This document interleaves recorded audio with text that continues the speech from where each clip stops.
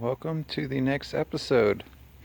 So you'll see on the transom here, I've got 6 boards cut, various different lengths, and they all have different purposes.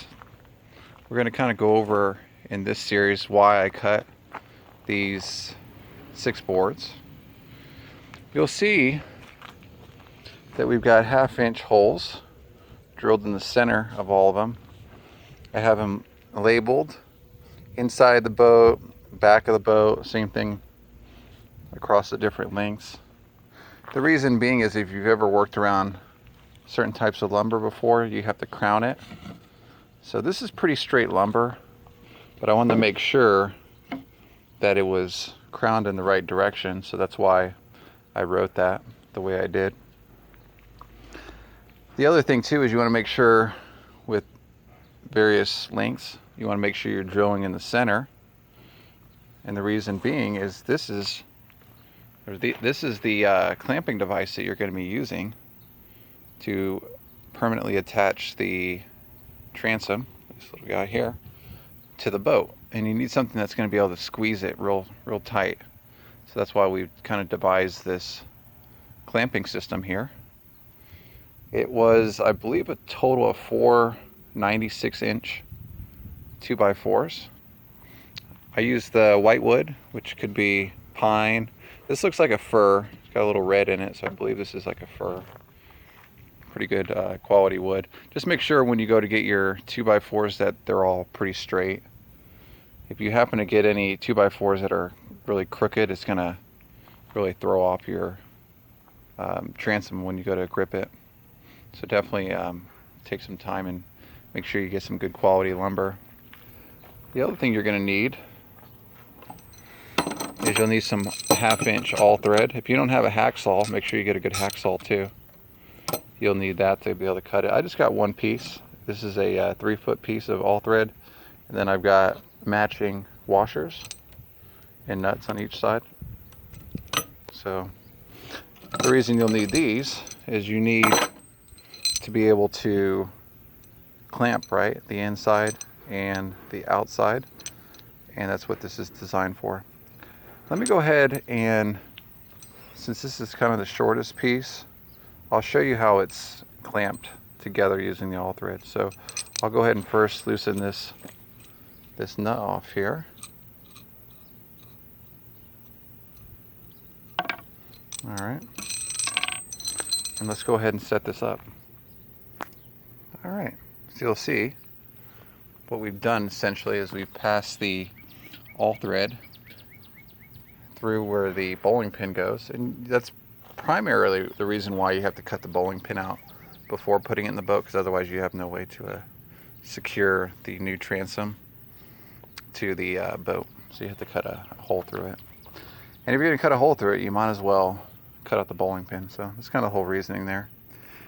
Anyway, so you'll see here you want to kind of measure on both sides so you get equal clamping power.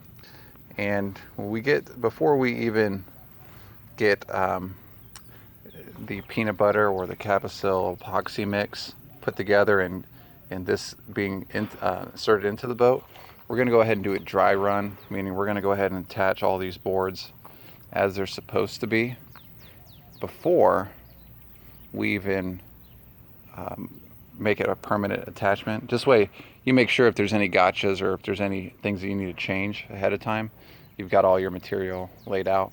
The reason I would do that ahead of time is because the epoxy has got about a 20-minute pot life, and once it starts to harden up, you won't have another chance to fix any kind of errors. So you want to make sure you get your transom attached correctly the first time without any kind of mistake.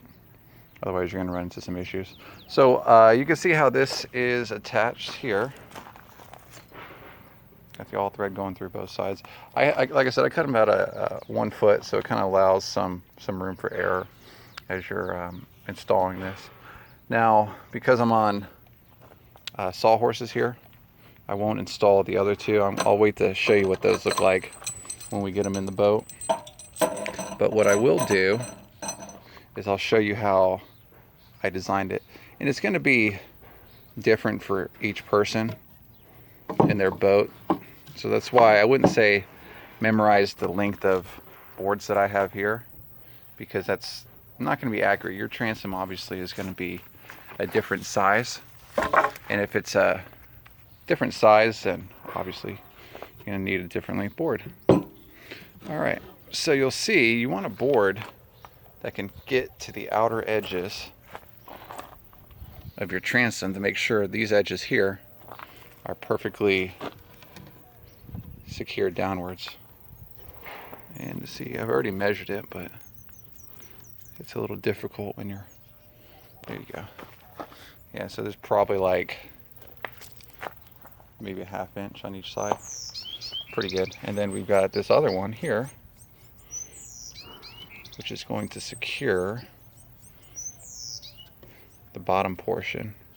You want to leave a little bit of space there, because as it starts to squeeze into the transom, you want to make sure you can take a popsicle stick and get in there, so you don't want to get it too low. All right, so this is kind of what it'll look like. Let me spin around here a little bit so you can kind of get a shot. It'll look even more clear when I get it in the boat. Like I said, this is going to be kind of the dry run,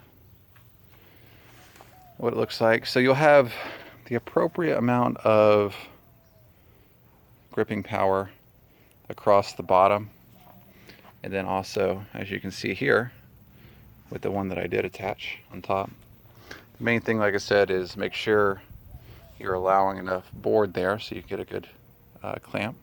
Make sure your 2x4s are straight, crowned properly. Get some all thread. You want to do this. This is probably a critical step. So if you're watching this video and wondering, hell, do I really need to do all this ahead of time? Yeah, this is critical.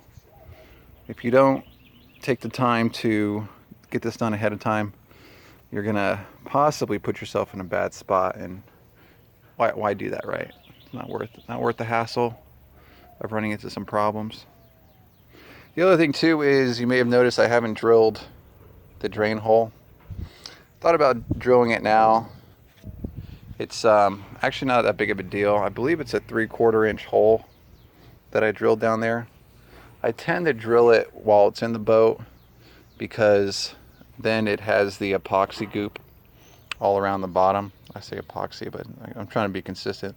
The peanut butter, and it'll make for a more consistent hole as I drill through it. Anyway, so enough of this. You kind of get the gist of it. 2x4s, all thread, nuts and bolts, washers. Let's go ahead and take this whole entire setup and let's do a real deal dry run inside the boat. We'll attach it just as if there were the epoxy on the other side and it was drying. So let's go ahead and do that now. I'm going to go ahead and take all this material and bring the insides, obviously on the inside of the boat, and we'll go from there. All right. It's a pretty good sight, right? I know a lot of people are excited to see this, just like I am. So, what do we got? Put the transom back in. I did this by myself. Last time I did it, I had someone holding the all thread on the other side. Kind of makes life a little easier when you have someone holding on both ends, but if you don't, not a big deal. You can do it with just one person. One thing that I do recommend that you have at your disposal, and if you don't, it's whatever, but I've got a 3/4 inch deep socket on an electric gun, because it makes screwing this in a lot quicker. So let's look at the critical parts of the clamping that you're going to need. Obviously, you got your all thread through the center.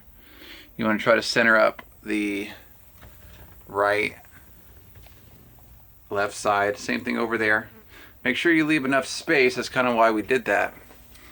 So when it comes time, when all that stuff starts oozing out of these cracks here, you can take your popsicle stick and you're going to start smoothing it out real good. Because what you're going to need to do is maybe do a little bit of light sanding afterwards. And if you've got Cabosil, it makes it kind of hard to sand. It's just how it is.